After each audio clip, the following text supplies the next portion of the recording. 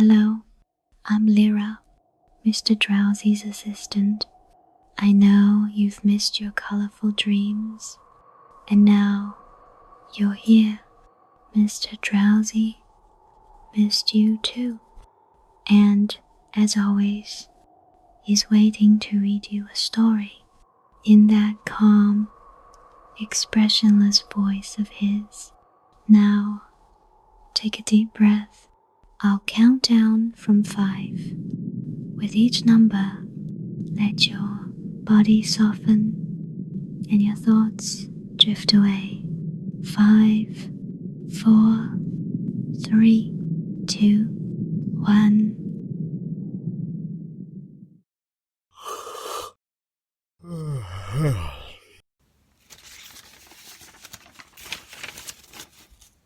A Tale of Two Cities, a story of the French Revolution by Charles Dickens, Book the 2nd, Chapter 6. Hundreds of people.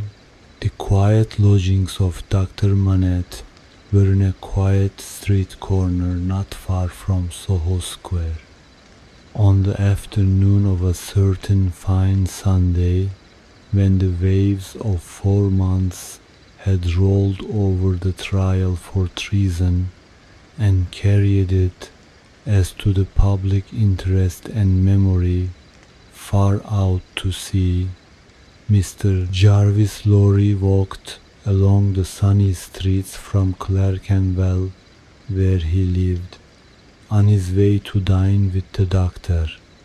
After several relapses into business absorption, Mr. Lorry had become the doctor's friend, and the quiet street corner was the sunny part of his life.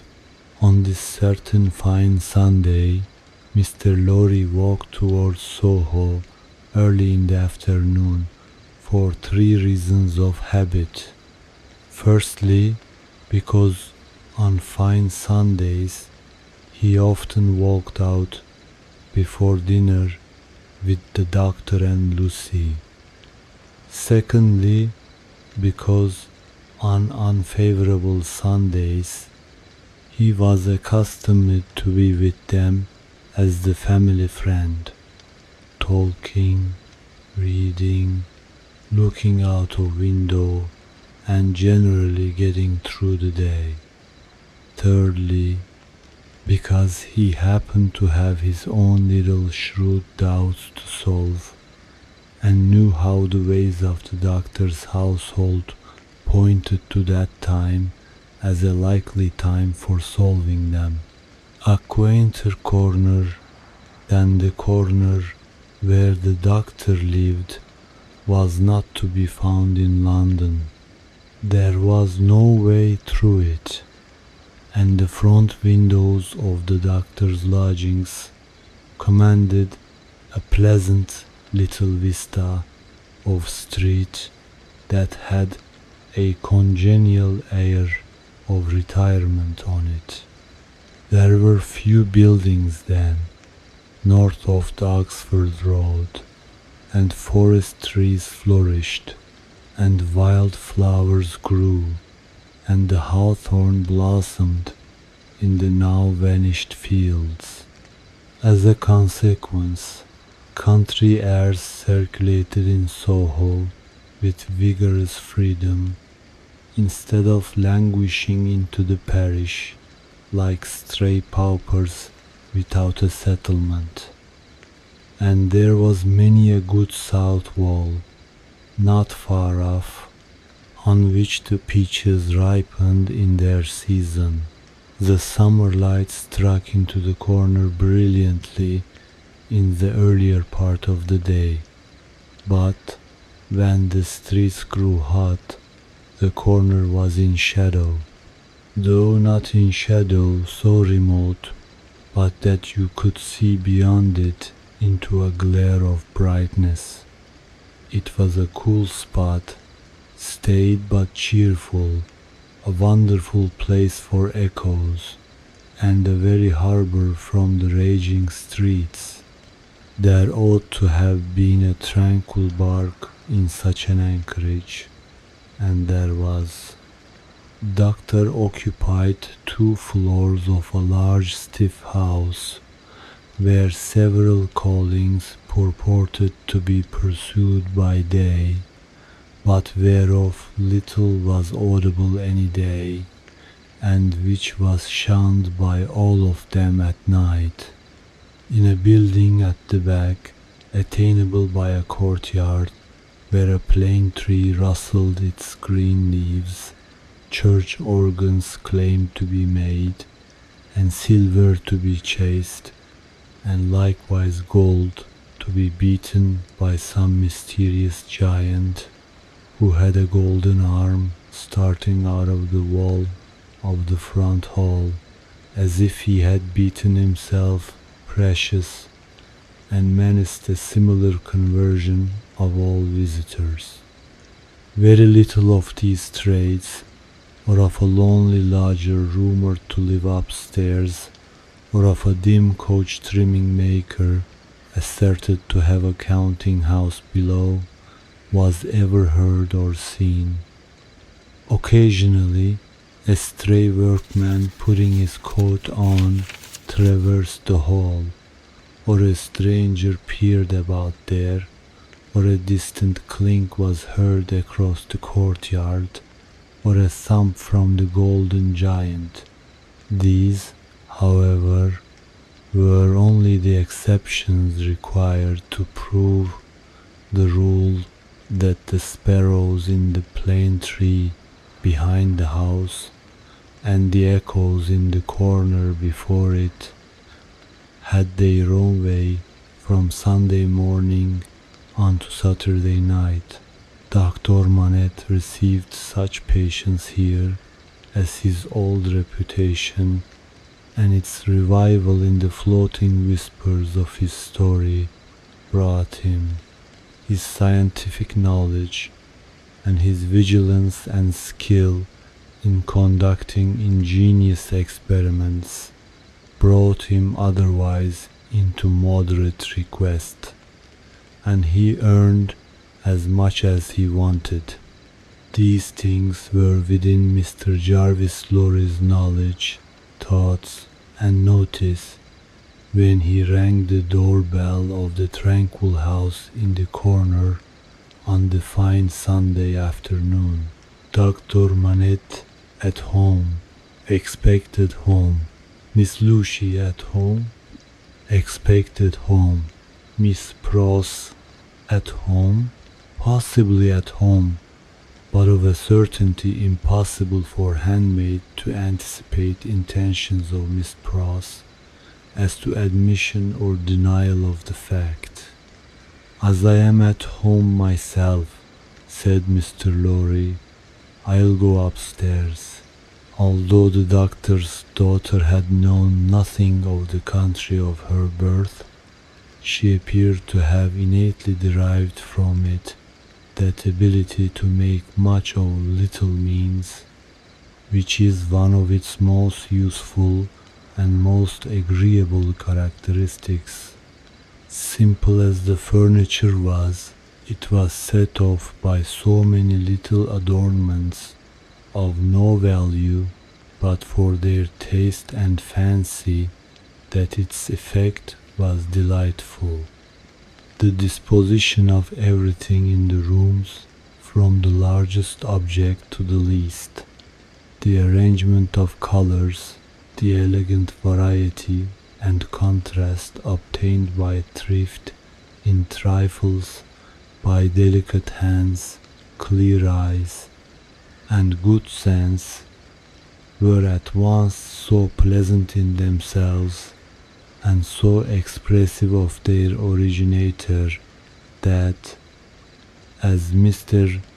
Lorry stood looking about him, the very chairs and tables seemed to ask him, with something of that peculiar expression which he knew so well by this time, whether he approved. There were 3 rooms on a floor, and the doors by which they communicated being put open that the air might pass freely through them all. Mr. Lorry, smilingly observant of that fanciful resemblance which he detected all around him, walked from one to another. The first was the best room, and in it were Lucy's birds, and flowers, and books, and desk, and work table, and box of watercolors. The second was the doctor's consulting room, used also as the dining room. The third, changingly speckled by the rustle of the plane tree in the yard, was the doctor's bedroom, and there, in a corner, stood the disused shoemaker's bench and tray of tools, much as it had stood on the fifth floor of the dismal house by the wine shop in the suburb of Saint Antoine in Paris. "I wonder," said Mr. Lorry, pausing in his looking about, "that he keeps that reminder of his sufferings about him." "And why wonder at that?" was the abrupt inquiry that made him start. It proceeded from Miss Pross, the wild red woman, strong of hand, whose acquaintance he had first made at the Royal George Hotel at Dover, and had since improved. "I should have thought," Mr. Lorry began. "Pooh, you'd have thought," said Miss Pross, and Mr. Lorry left off. "How do you do?" inquired that lady then sharply, and yet as if to express that she bore him no malice. "I am pretty well, I thank you," answered Mr. Lorry with meekness. "How are you?" "Nothing to boast of," said Miss Pross. "Indeed?" "Ah, indeed," said Miss Pross. "I am very much put out about my ladybird." "Indeed?" "For gracious sake, say something else besides indeed, or you'll fidget me to death," said Miss Pross, whose character, dissociated from stature, was shortness. "Really then," said Mr. Lorry, as an amendment. "Really is bad enough," returned Miss Pross, "but better." "Yes, I am very much put out. May I ask the cause?" "I don't want dozens of people who are not at all worthy of Lady Bird to come here looking after her," said Miss Pross. "Do dozens come for that purpose?" "Hundreds," said Miss Pross. It was characteristic of this lady, as of some other people before her time and since, that whenever her original proposition was questioned, she exaggerated it. "Dear me," said Mr. Lorry, as the safest remark he could think of, "I have lived with the darling, or the darling has lived with me and paid me for it, which she certainly should never have done. You may take your affidavit. If I could have afforded to keep either myself or her for nothing since she was 10 years old, and it's really very hard," said Miss Pross. Not seeing with precision what was very hard, Mr. Lorry shook his head, using that important part of himself as a sort of fairy cloak that would fit anything. "All sorts of people who are not in the least degree worthy of the pet are always turning up," said Miss Pross. When you began it, I began it, Miss Pross. Didn't you? Who brought her father to life? Oh, if that was beginning it, said Mr. Lorry, it wasn't ending it, I suppose. I say, when you began it, it was hard enough. Not that I have any fault to find with Dr. Manette, except that he is not worthy of such a daughter, which is no imputation on him, for it was not to be expected that anybody should be, under any circumstances. But it really is doubly and trebly hard to have crowds and multitudes of people turning up after him. I could have forgiven him to take Ladybird's affections away from me.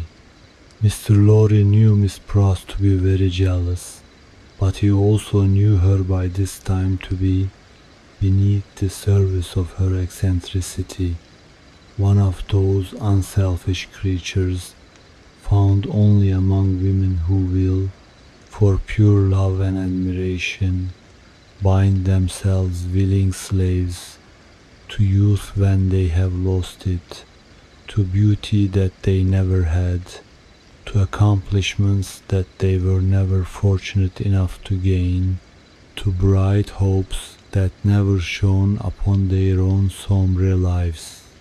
He knew enough of the world to know that there is nothing in it better than the faithful service of the heart, so rendered and so free from any mercenary taint.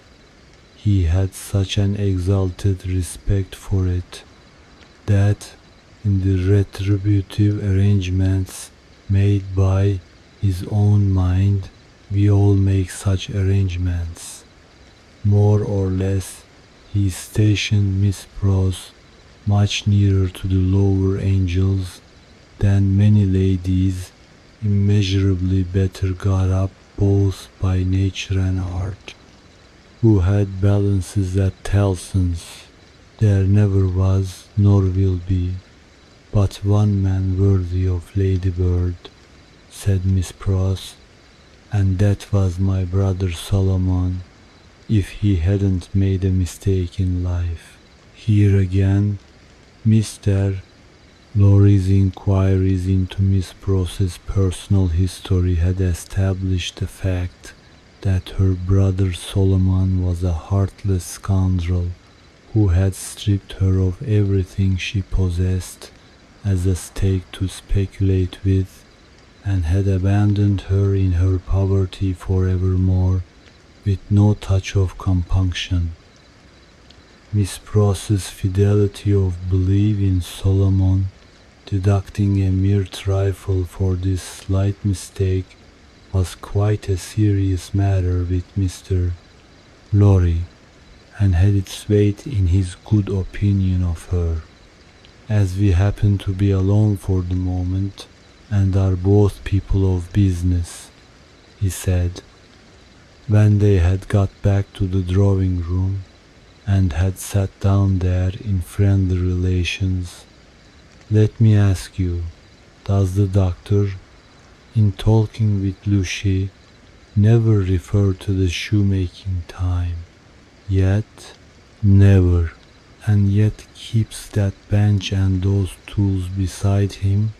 Ah, returned Miss Pross, shaking her head, but I don't say he don't refer to it within himself. Do you believe that he thinks of it much? I do, said Miss Pross. Do you imagine Mr. Lorry had begun, when Miss Pross took him up short with, never imagine anything, have no imagination at all? I stand corrected. Do you suppose you go so far as to suppose sometimes? Now and then, said Miss Pross. Do you suppose, Mr. Lorry went on, with a laughing twinkle in his bright eye, as it looked kindly at her, that Dr. Manette has any theory of his own, preserved through all those years, relative to the cause of his being so oppressed, perhaps even to the name of his oppressor. I don't suppose anything about it but what Ladybird tells me, and that is, that is, that she thinks he has. Now don't be angry at my asking all these questions, because I am a mere dull man of business, and you are a woman of business. Dull? Miss Pross inquired, with placidity. Rather wishing his modest adjective away, Mr. Lorry replied, No, no, no, surely not. To return to business, is it not remarkable that Dr. Manette, unquestionably innocent of any crime, as we are all well assured he is, should never touch upon that question? I will not say with me, though he had business relations with me many years ago, and we are now intimate, I will say with the fair daughter to whom he is so devotedly attached, and who is so devotedly attached to him. Believe me, Miss Pross, I don't approach the topic with you out of curiosity, but out of zealous interest. Well, to the best of my understanding, and bad's the best, you'll tell me, said Miss Pross, softened by the tone of the apology. He is afraid of the whole subject. Afraid? It's plain enough, I should think, why he may be. It's a dreadful remembrance. Besides that, his loss of himself grew out of it. Not knowing how he lost himself, or how he recovered himself, he may never feel certain of not losing himself again. That alone wouldn't make the subject pleasant, I should think. It was a profounder remark than Mr. Lorry had looked for. True, said he, and fearful to reflect upon. Yet a doubt lurks in my mind, Miss Pross, whether it is good for Dr. Manette to have that suppression always shut up within him. Indeed, it is this doubt, and the uneasiness it sometimes causes me, that has led me to our present confidence. Can't be helped, said Miss Pross, shaking her head. Touch that string, and he instantly changes for the worse. Better leave it alone. In short, must leave it alone, like or no like. Sometimes he gets up in the dead of the night, and will be heard by us overhead there, walking up and down in his room. Ladybird has learned to know then that his mind is walking up and down in his old prison. She hurries to him, and they go on together, walking up and down until he is composed. But he never says a word of the true reason of his restlessness to her, and she finds it best not to hint at it to him. In silence they go walking up and down together, till her love and company have brought him to himself. Notwithstanding Miss Pross's denial of her own imagination, there was a perception of the pain of being monotonously haunted by one sad idea in her repetition of the phrase walking up and down, which testified to her possessing such a thing. The corner has been mentioned as a wonderful corner for echoes. It had begun to echo so resoundingly to the tread of coming feet, that it seemed as though the very mention of that weary pacing to and fro had set it going. "Here they are," said Miss Pross, rising to break up the conference, "and now we shall have hundreds of people pretty soon." It was such a curious corner in its acoustical properties, such a peculiar air of a place, that as Mr.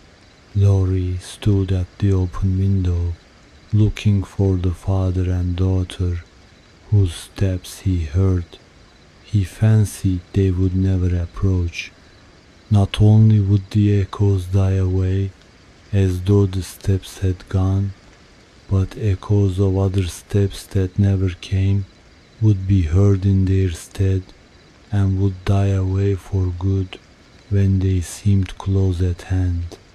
However, father and daughter did at last appear, and Miss Pross was ready at the street door to receive them.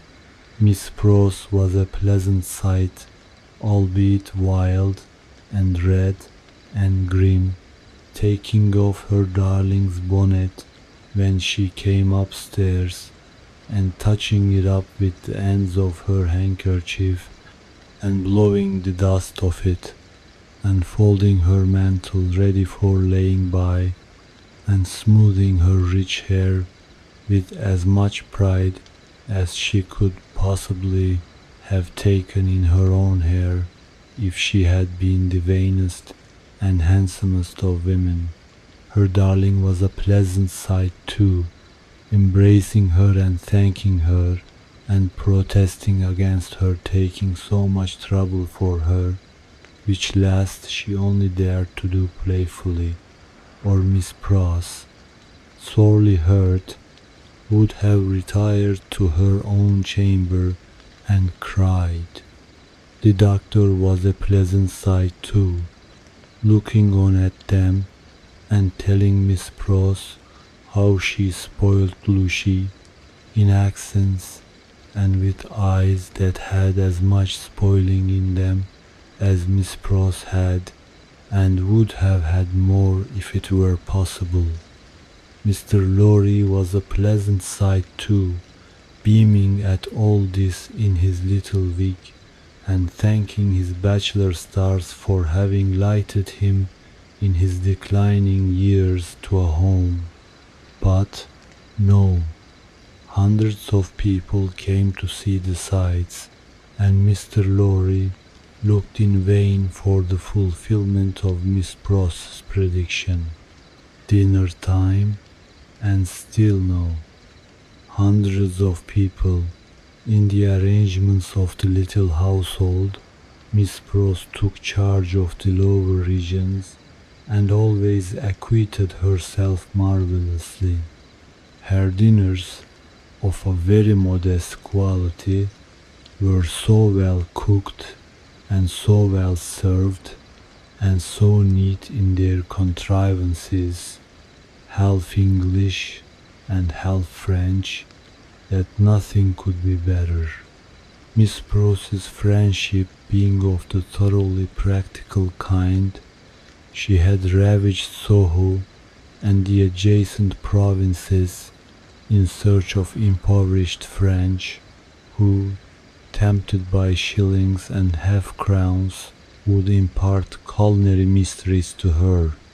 From these decayed sons and daughters of Gaul, she had acquired such wonderful arts that the woman and girl who formed the staff of domestics regarded her as quite a sorceress, or Cinderella's godmother, who would send out for a fowl, a rabbit, a vegetable, or two from the garden, and change them into anything she pleased.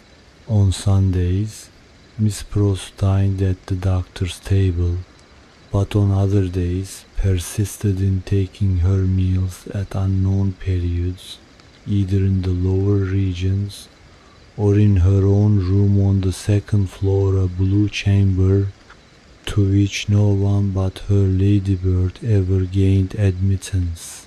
On this occasion, Miss Pross, responding to Ladybird's pleasant face and pleasant efforts to please her, unbent exceedingly, so the dinner was very pleasant too. It was an oppressive day, and, after dinner, Lucy proposed that the wine should be carried out under the plane tree, and they should sit there in the air. As everything turned upon her and revolved about her, they went out under the plane tree, and she carried the wine down for the special benefit of Mr. Lorry. She had installed herself some time before as Mr. Lorry's cupbearer, and while they sat under the plane tree talking, she kept his glass replenished. Mysterious backs and ends of houses peeped at them as they talked, and the plane tree whispered to them in its own way above their heads. Still, the hundreds of people did not present themselves. Mr. Darnay presented himself while they were sitting under the plane tree, but he was only one. Dr. Manette received him kindly, and so did Lucy, but Miss Pross suddenly became afflicted with a twitching in the head and body, and retired into the house. She was not unfrequently the victim of this disorder, and she called it, in familiar conversation, a fit of the jerks. The doctor was in his best condition and looked specially young. The resemblance between him and Lucy was very strong at such times, and as they sat side by side, she leaning on his shoulder and he resting his arm on the back of her chair, it was very agreeable to trace the likeness. He had been talking all day on many subjects and with unusual vivacity. "Pray, Dr. Manette," said Mr. Darnay, as they sat under the plane tree, and he said it in the natural pursuit of the topic in hand, which happened to be the old buildings of London. "Have you seen much of the Tower?" "Lucy and I have been there, but only casually. We have seen enough of it to know that it teems with interest, little more." "I have been there, as you remember," said Darnay with a smile, though reddening a little angrily, "in another character, and not in a character that gives facilities for seeing much of it. They told me a curious thing when I was there." "What was that?" Lucy asked. "In making some alterations, the workmen came upon an old dungeon which had been, for many years, built up and forgotten. Every stone of its inner wall was covered by inscriptions which had been carved by prisoners, dates, names, complaints, and prayers.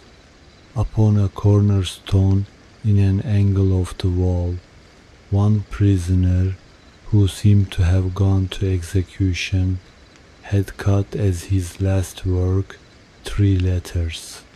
They were done with some very poor instrument, and hurriedly, with an unsteady hand. At first they were read as D.I., but on being more carefully examined, the last letter was found to be G. There was no record or legend of any prisoner with those initials, and many fruitless guesses were made what the name could have been. At length it was suggested that The letters were not initials, but the complete word dig. The floor was examined very carefully under the inscription, and in the earth beneath a stone or tile or some fragment of paving were found the ashes of a paper, mingled with the ashes of a small leathern case or bag. What the unknown prisoner had written will never be read, but he had written something and hidden it away to keep it from the gaoler. "My father," exclaimed Lucy, "you are ill." He had suddenly started up, with his hand to his head. His manner and his look quite terrified them all. "No, my dear, not ill. There are large drops of rain falling, and they made me start. We had better go in." He recovered himself almost instantly. Rain was really falling in large drops, and he showed the back of his hand with raindrops on it.